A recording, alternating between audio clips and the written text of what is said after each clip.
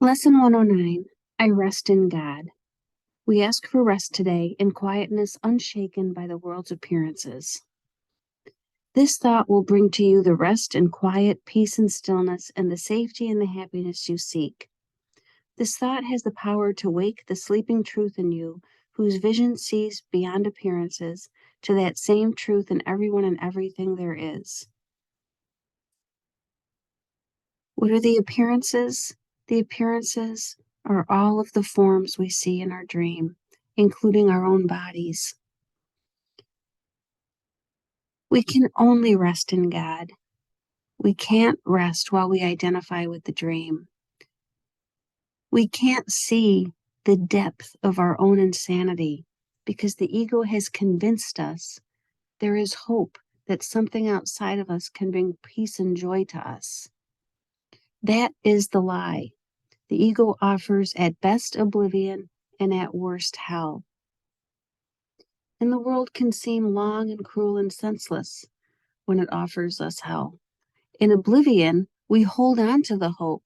I'm going to find something outside of me that will complete me, that will bring me what I lack. But we are really just on the road to our own sense of loss, devastation, death.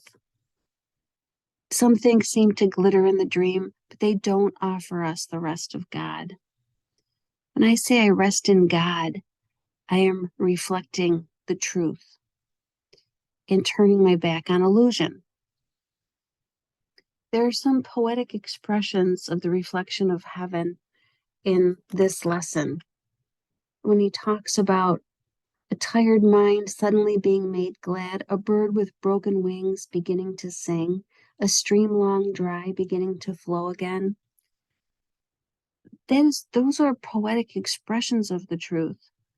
And they're also heard by the Son of God in his dream, where he believes that there are birds and there are streams and they're real and meaningful. There's no counterpart in form to the reflection of heaven. Form is nothingness. It can only be symbolic. And so that's the poetry. Poetry is spoken in symbols. Experience is everything. And the range of experience is set. I will experience the effects of choosing the ego thought system, or I will experience the effects of choosing the Holy Spirit thought system. It's the experience that proves the thought system that I chose. He also makes the point that we call to all our brothers to join us in our rest. That again is a poetic expression for minds that believe they're separated. The idea that no one can be excluded is the idea of sameness. We're all the same in truth. Here in the world, we seem to have differences, and those differences conflict. But to exclude anything, to harbor one grievance against anyone or anything, is to rest in the ego and not God. And there is no rest in the ego. So when I say to rest in the ego, I mean to adopt the ego's limited view of what you are, what I am, what the world is, what God is.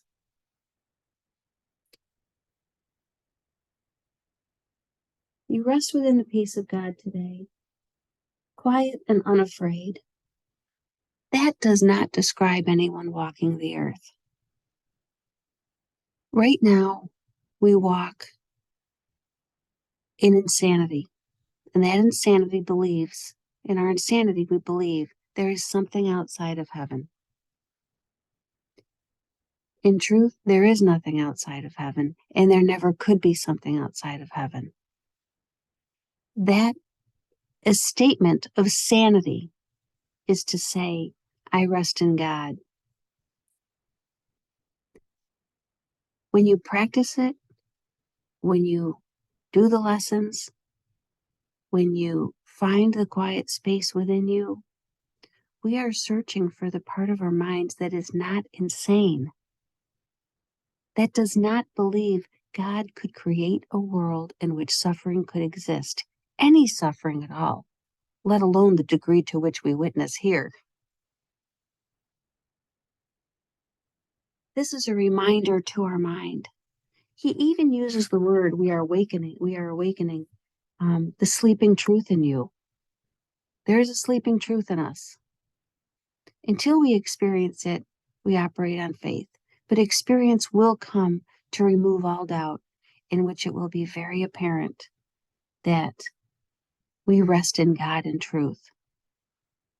And with that understanding that we are making a statement of truth, we say today, I rest in God.